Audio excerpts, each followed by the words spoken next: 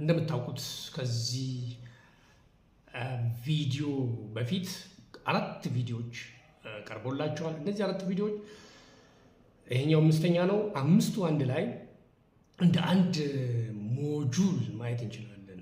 ምንድነው እንደ አንድ ሞጁል ያልኩበት ምክንያት እነዚህ 5ቱ ቪዲዮዎች ይሄ የመጨረሻው ነው።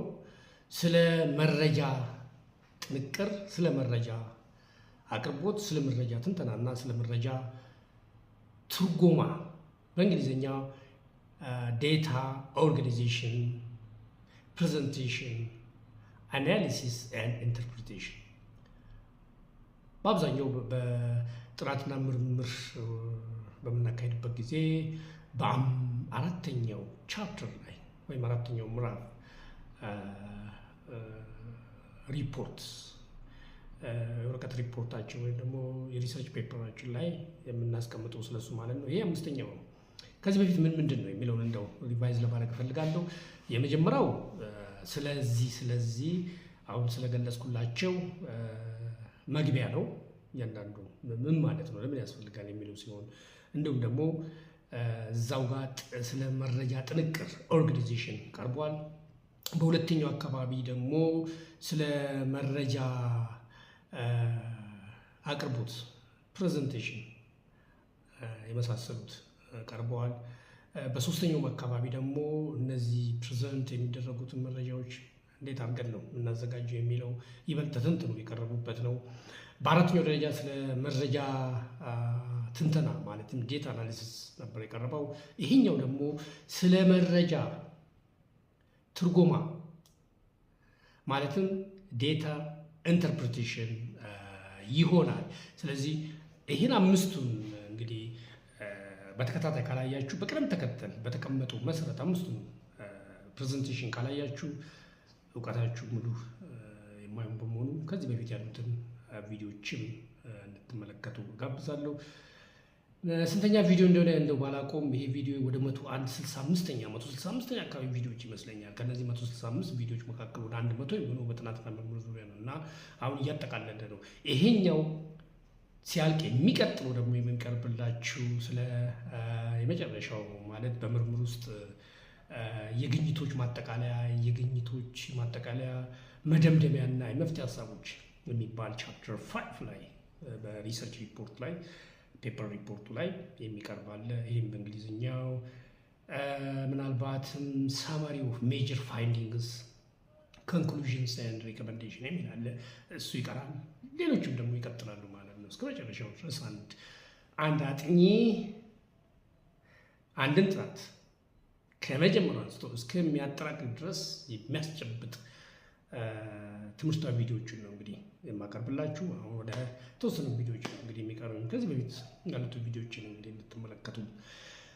በዚህ አጋጣሚ ደግሞ እነዚህ ቪዲዮዎች የተሰሩት እንደው ዝም ብሎ ከመሬት ተነስቶ አይደለም፣ በመጽሐፍ ላይ የተመረኮዘ ነው።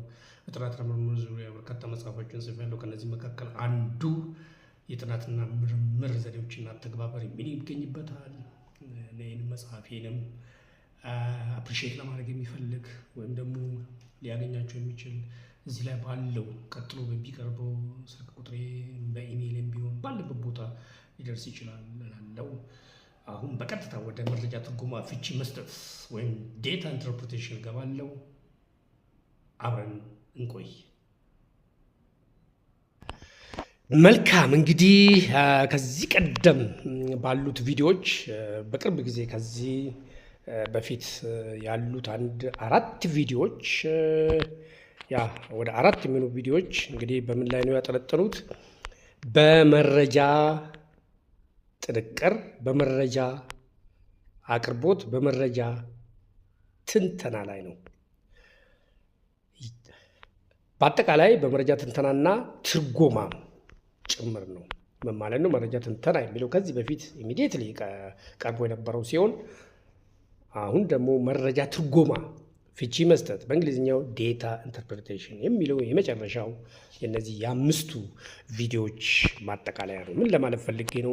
ይህም ቪዲዮ ከማየታችሁ በፊት ከዚህ በፊት የነበሩት 4 ቪዲዮዎች ካላያችሁ ስለ ዴታ አናሊሲስ ኤንድ ኢንተርፕሪቴሽን ወይም ዴታ ኦርጋናይዜሽን ፕሬዘንቴሽን አናሊሲስ ኤንድ ኢንተርፕሬቴሽን ሙሉ የሆነ እውቀትና ግንዛቤ አይኖራችሁ የሚለውን ለማለት ፈልጌ ነው። ስለዚህ ይሄኛው ቪዲዮ ከዚህ ከ5ቱ ሞጁል መካከል የመጨረሻው ይሆናል። አብራችሁ እንድትቆዩ ጋብዛችኋለሁ። እድምተኞቼ ሰላም እንደምን አላችሁ? መልካም። እንግዲህ መረጃ ትርጉማ ወይም ፍቺ መስጠት ዴታ ኢንተርፕሬቴሽን የሚለው ከዴታ አናሊሲስ ቀጥሎ የሚቀርብ ነው። ቀደም ብዬ እንዳልኩት በሌሎቹ ቪዲዮዎች ላይ ይሄ እንግዲህ ቻፕተር 4 ውስጥ ያለ ነው። ምናልባት በአርቲክል አካባቢ ዴታ አናሊሲስ ኤንድ ኢንተርፕሬቴሽን የሚለው ብዙ ላይኖር ይችላል። እዛ አካባቢ ላይ ፋይንዲንግስ፣ ሪዘልትስ ኤንድ ዲስከሽን የመሳሰሉ ነገሮች ነው ብዙ ጊዜ የሚኖረው። እሱን በሌላ ቪዲዮዎች ላይ እንግዲህ አርቲክል አጻጻፍ እንዴት ነው አርቲክል ሲሆን የሚል ነው። እኔ በብዛት አሁን ፎከስ ያደረግኩት እንደምታውቁት ትኩረቴ በአብዛኛው ቪዲዮቼ በአርቲክል ዴቨሎፕመንት ላይ ሳይሆን ለምርቃት ወይም የመመረቂያ ጽሁፍ አጻጻፍ ዘዴ ላይ ነው። በዲግሪ ደረጃ ሊሆን ይችላል፣ በማስተርስ ደረጃ ሊሆን ብሎም በፒኤችዲ ደረጃ እንዲያገለግል ተደርጎ የተጻፈ ነው። በዚህ አጋጣሚ ምናልባት አንዳንዶቻችሁ ላታውቁ ትችሉ ይሆናል። መጽሐፍ አለኝ። ምናልባት መጽሐፌን ለምትፈልጉ በጣም ጥሩ መጽሐፍ ነው። እዚህ ላይ ባለው ኢሜይሌ ወይም ደግሞ ስልክ ቁጥሬ በፈለጋችሁት ልታገኙ ትችላላችሁ በመጠየቅ ማለት ነው። መልካም። አሁን ወደ መረጃ ትርጉማ ፍቺ መስጠት ወይም ዴታ ኢንተርፕሬቴሽን ምን ማለት ነው እስቲ የሚለውን ከትርጉሙ እንነሳለን። የመረጃ ትንተና ፍቺ ማለትም ዴታ ኢንተርፕሬቴሽን የሚለው አይነጣጠሉ። ምን ማለት ነው? የመረጃ ትንተናና አናሊሲስ ማለት ነው። ፍቺው ማለትም ኢንተርፕሬቴሽኑ አይነጣጠሉም።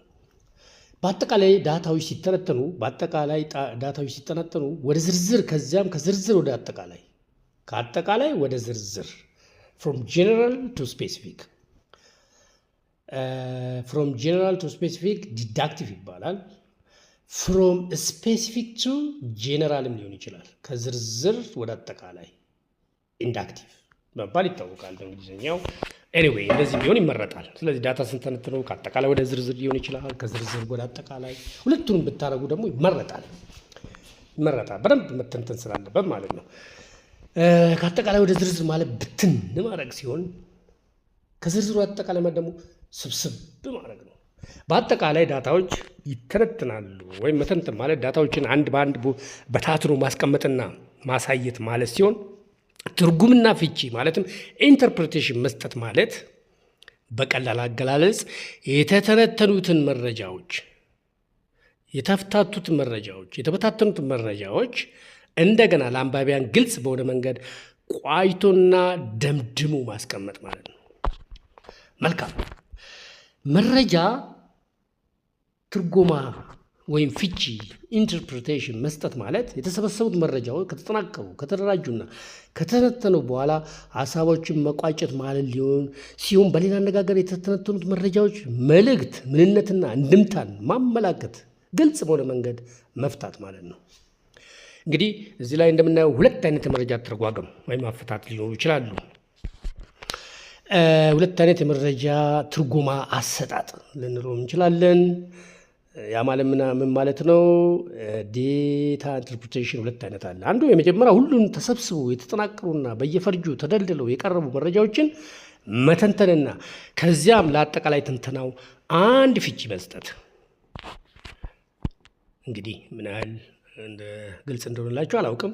ደጋግሞች ስታዳምጡ ወይም እዚህ ላይ ያለው ስታነቡት ግልጽ ይሆንላችኋል።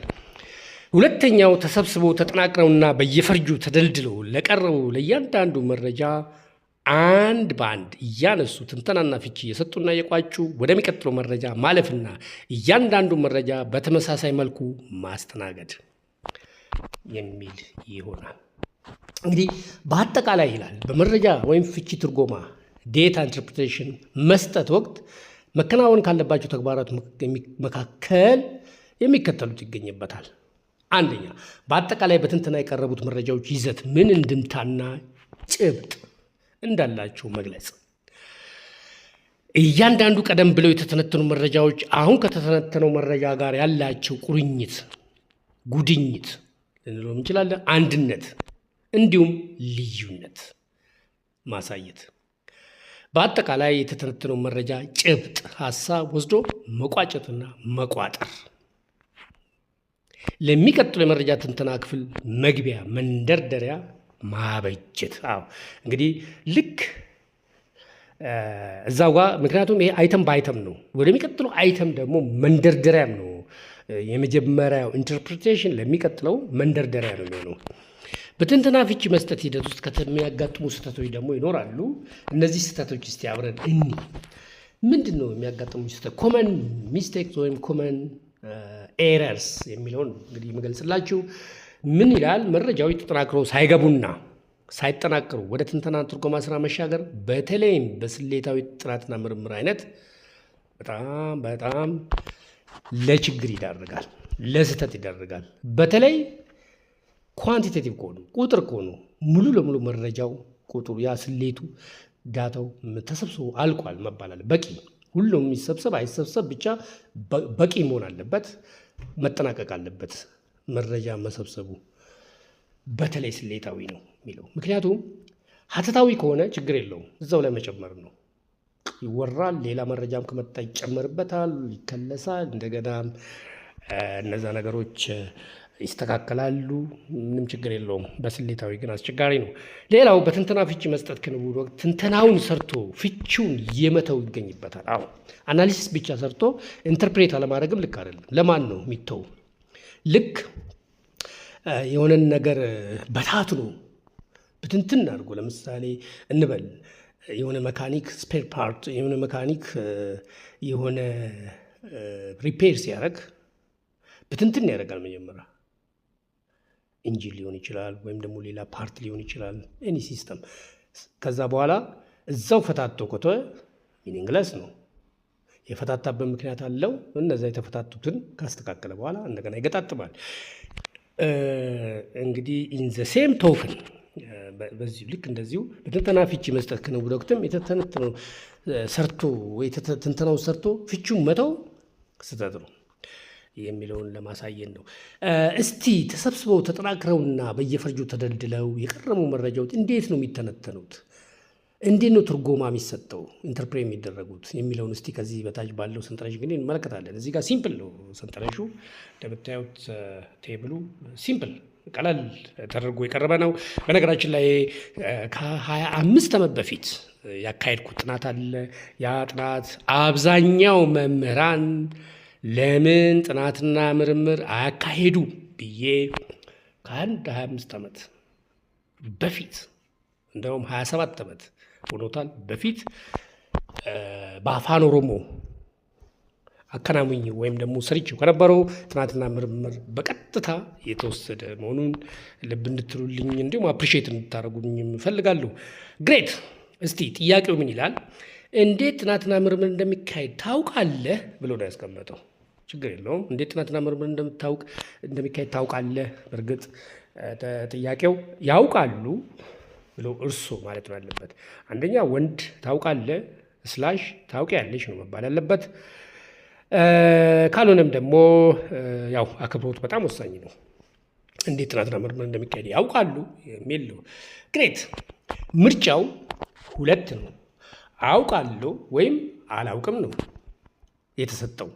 ሌላም ካለ አልሰጠም፣ እዚህ ጋር አልሰጠም እንጂ ሌላስ ምናምን ሊባል ይችል ይሆናል። ግን አላለም። በቃ አውቃለሁ ወይም አላውቅም ነው የሚለው ያ ሰው። ከዚህ ውጭ ማለት አይችልም። እንግዲህ እዚህ ላይ እንግዲህ እስቲ እንየው፣ እስቲ አብረን እንየው። ይህን ነገር አሁን ዝም ብለን አይደለም፣ ይህን ነገር እንየው። ከዚህ ብዙ ነገሮች ሊወጣ ይችላል። ምንድን ነው የሚወጣ የሚለውን እስቲ ለማየት ሞክራለሁ። እኔ እዚህ ተነትንላችኋለሁ። እንግዲህ ለምሳሌ በዚህ ሰንጠረዥ ውስጥ እንደተመለከተው ወይም እንደተመላከተው የመምህራን የጥናትና ምርምር እውቀት ደረጃ ለመገምገም ነው። እንግዲህ አንድ ጥያቄ ነች። በቀረበው ጥያቄ ላይ ወደ 60 መምህራን ምላሽ በመስጠት የተሳተፉ ሲሆን ከነዚህ መካከል እዩት 72 ከመቶ የሚሆኑት እንዴት ጥናትና ምርምር እንደሚካሄዱ ምን የሚያውቁ ናቸው? የማያውቁ ናቸው? የማያውቁ አላውቅም ነው 72ቱ። 28ቱስ አውቃለሁ ነው። እንግዲህ አጠር ለማድረግ ከፈለግኩ ምንድነው እንግዲህ እዚህ ጋር 72ቱ አላውቅም ብሏል። በቃ ብዬ እላለሁ። 28ቱ አውቃለሁ ብሏል ማለት ላይጠበቅብኝ ይችላል። በኃይል መተንተን ከፈለኩ ግን ማንኛውም ነገር እተንትናለሁ። ግን እንደ ሁኔታው ነው። ሁለቱም የራሳቸው አለው። ሁለቱም ይቻላል። እዚህ ጋር እንግዲህ እንዳተናተኑ ነው። ይህም የሚያሳየው አብዛኛው መምህራን በጥናትና ምርምር ሙያ የእውቀትና ክህሎት ክፍተት እንዳላቸውና ይህም ክፍተት ደግሞ ምናልባትም መምህራን ወደ ትምህርት ነክ ጥናትና ምርምር ስራ ፊታቸው እንዳያዞሩ እንቅፋት ከሆኑት በርካታ ምክንያቶች አንዱ ሊሆን ይችላል አልኩኝ። ይኸው ምንድን ነው የምናየው መሰላችሁ? ይኸው ትንተናው የቱ ነው ለምትሉት ይኸው አዳምጡ። ትንተናው ይሄ ነው። በዘንድ ሰንጠረዥ አንድ ላሉ አንድ ከሆነ እንደተመለከተው ከላይ በሰንጠረዥ አንድ እንደተመለከተው የመምህራንን ጥናትና ምርምር እውቀትን ደረጃ ለመገምገም በቀረበው ጥያቄ ላይ 60 መምህራን ምላሽ በመስጠት የተሳተፉ ሲሆን ከነዚህ መካከል 72 ከመቶ የሚሆኑት እንዴት ጥናትና ምርምር እንደሚያካሂዱ የማያውቁ ሲሆኑ 28 ከመቶ የሚሆኑት ደግሞ ጥናትና ምርምር እንዴት ማካሄድ እንደሚችሉ የሚያውቁ መሆናቸው ታውቋል። ይሄ ትንተና ይባላል ባጭሩ። ኢንተርፕሪቴሽኑ ደግሞ ወይም ፍቺው እንደሚቀጥለው ነው እና ምን ይሁን ሶ ዋት ዳዝ ዚስ ኢምፕሊኬት ዋት ዳዝ ዚስ ሾው ዋት ዳዝ ዚስ ሪቪል ዋት ዳዝ ዚስ ዲፒክት ምንድን ነው የሚያሳዩ ለሚለው የሚከተለው ትንተና ለትንተናው ፍቺ ይሆናል። ወይም ኢንተርፕሪቴሽኑ ደግሞ የሚቀጥለው ነው። ይህም የሚያሳየው ይላል አሁን አጥኚው አብዛኛው መምህራን ምክንያቱም 72 ከመቶ ነዋ የማያውቁ በጥናትና ምርምር ሙያ የእውቀትና ክህሎት ክፍተት እንዳላቸውና ይህም ክፍተት ደግሞ ምናልባት መምህራን ወደ ትምህርት ነክ ጥናትና ምርምር ስራ ፊታቸውን እንዳያዞሩ እንቅፋት ከሆኑ በርካታ ምክንያቶች አንዱ ሊሆን ይችላል። ምክንያቱም የጥናትና ምርምር ርዕሱ ለምን አብዛኛው መምህራን ጥናትና ምርምር አካሄዱ የሚል በሻምቡ ከተማ በሚገኙ አንደኛ ደረጃና ሁለተኛ ደረጃ ትምህርት ቤቶች ላይ ተካሄደ ነው። ምናልባት እነዚህ ምሳሌዎች እንግዲህ ከዚህ ተጠቅሜያለሁ። እንግዲህ እስቲ አንድ ነገር ደግሞ ልክ እዚህ ላይ አስቀምጬዋለሁ። በመቀጠልም 28 ከመቶ የሚሆኑት የጥናትና ምርምር ዝግጅት ዘዴን እናውቃለን ያሉት 28 ናቸው። እነዚህ መምህራን ይህን እውቀት ክህሎት ከየትና እንዴት ሊያገኙት ሊቀስሙት እንደቻሉ በጽሁፍ እንዲገልጹ በተጠየቁት መሰረት እንግዲህ ጥያቄ ምንድን ነው ስትጠይቁ ልክ ከዚህ ጥያቄ ስር አውቃለሁ የምትሉት እውቀቱን ከየት ነው ያገኛችሁት የሚል ጥያቄ ይጠየቃሉ። ምክንያቱም ይሄ ክሎዝድ ነው። ቀጥሎ ደግሞ በሱ ለተንተርሶ ኦፕን ደግሞ አለ ማለት ነው። ኦፕን ኩዌስችን አለ ማለት ነው። በዛ መሰረት እንግዲህ መላሾቹ ምን አሉ ጻፉ። እንደሚከተለው ነው እንግዲህ የጻፉትን እንደሚከተለው ተጠናክሯል። የምላሾቹ ምን ይላል? የምላሾቹ 31% የሚሆኑት ስለ ጥናትና ምርምር ከሚገልጹ የተለያዩ መጽሐፍትን እውቀቱን ያገኙታሉ። ምን በማድረግ ጥናትና ምርምር መጽሐፍ በማንበብ ምርምር እንዴት ይካሄዳል የሚለው ማወቅ ይቻላል። በነገራችን ላይ ይህን ጥናትና ምርምር ከ7 ዓመት በፊት ሳካሄድ እኔ ጥናትና ምርምር ዘዴን አልተማርኩም ነበር። በዛን ጊዜ ዲፕሎማ ሆልደር ነበርኩ። በራሴ በማንበብ ነው የሰራሁት። በዛን ጊዜ የጥናትና ምርምር ዘዴዎችን ባልተማርኩበት ጊዜ ነው። እንግዲህ በዚሁ አጋጣሚ እንደ ማስታወሻነት ሀሳቡን ለማቅረብ ፈልጌ ነው። ግሬት ይቻላል ለማለት ፈልጌ ነው። ሳንማርም ይቻላል ለማለት ነው።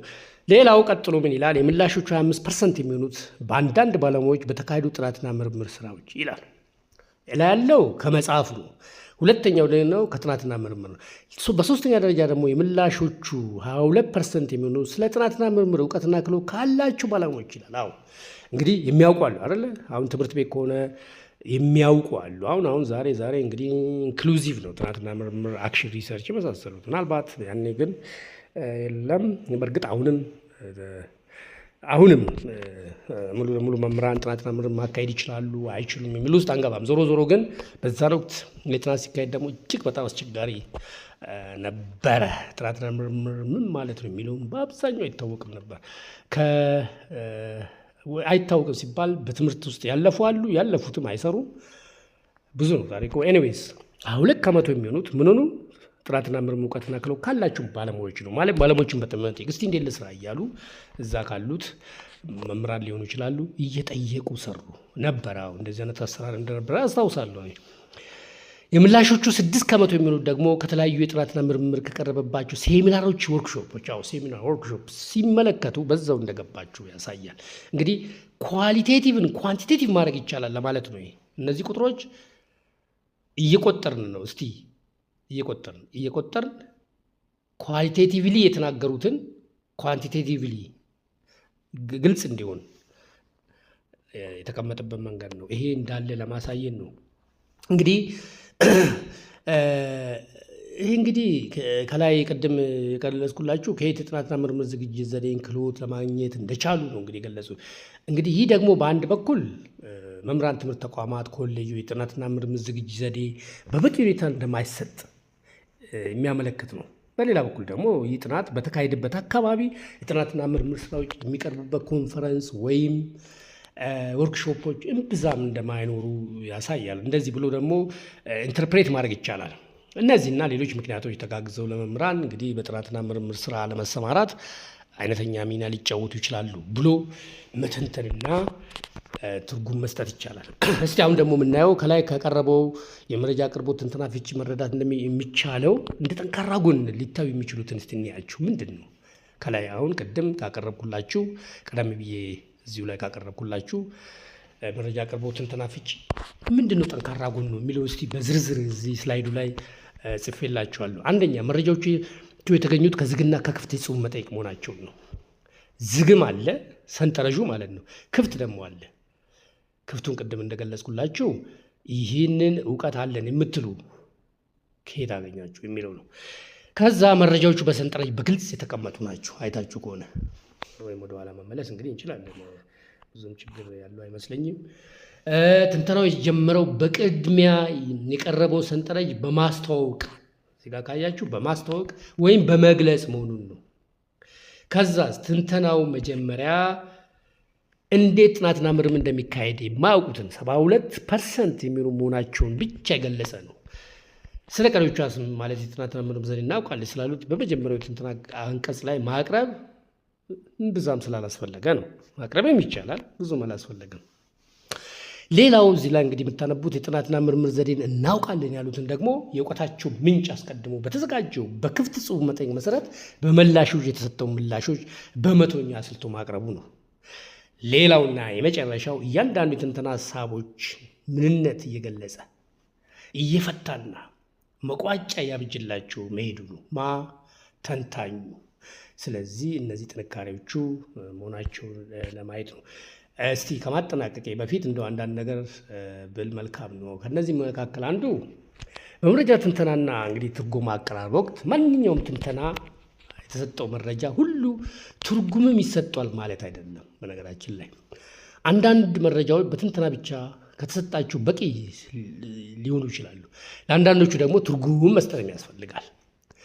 ሌላው ሊተኮርበት የሚገባው ጉዳይ ለአጥኚው ቀደም ብሎ በመረጃ መሳሪያዎች ዝግጅት ወቅት ያልታዩት ነገር ግን በመረጃ ትንተና ስራ ወቅት ሊታዩት የሚችሉ በርካታ ነገሮች አሉ። ይህ የጥናትና ምርምር ስራ ባህሪ ነው። ለምሳሌ ከላይ ከቀረበው ሰንጠረዥ ላይ እንግዲህ ሰንጠረዡን ላሳችሁ። ከተገኘው መረጃ መረዳት እንደሚቻለው አስቀድሞ የተዘጋጁ መጠይቅ መምህራን እንዴት ጥናትና ምርምር እንደሚካሄድ ማወቅ ወይም አለማወቃቸውን ብቻ እንዲገልጹ ማስገደዱ። ስለ ጥናትና ምርምር እውቀት ካላቸው ምን ያህል እንደሚያውቁ ካላወቁም ደግሞ የእውቀት ግንዛቤ ደረጃቸው ክፍተት ምን ያህል እንደሆነ ለማወቅ አያስችልም።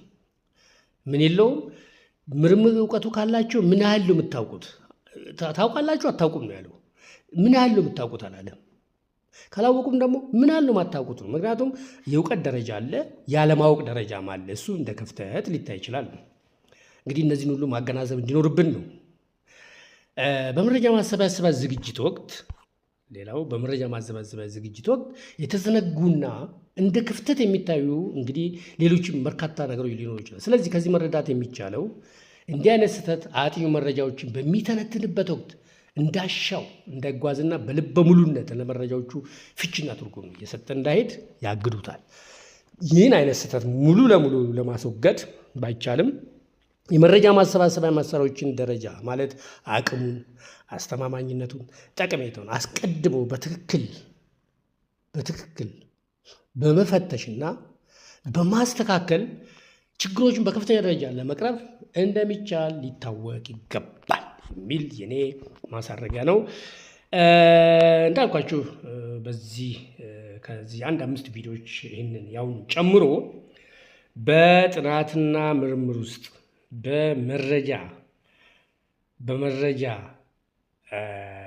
አቅርቦት፣ በመረጃ ትንተናና በመረጃ ፍቺ መስጠት ዳታ ፕሬዘንቴሽን አናሊሲስ ኤንድ ኢንተርፕሪቴሽን የሚባለውን በተመለከተ 5 ቪዲዮዎች ውስጥ ቀርቦላቸዋል። አሁን ደግሞ የሚቀጥሉ ሌላ ሞጁሎች ይኖራሉ። 1-3-4 ሞጁል በምን ላይ ነው እንግዲህ የሚያተኩሩት? በሚቀጥሉ ያሉ ቪዲዮዎች የግኝቶ ማጠቃለያ፣ መደምደሚያና መፍትሄ ሀሳቦች ምንነት፣ አዘገጃጀት ላይ ይሆናል። በእነሱ ቪዲዮዎች እስክንገናኝ ድረስ ቸር ሰንብቱ።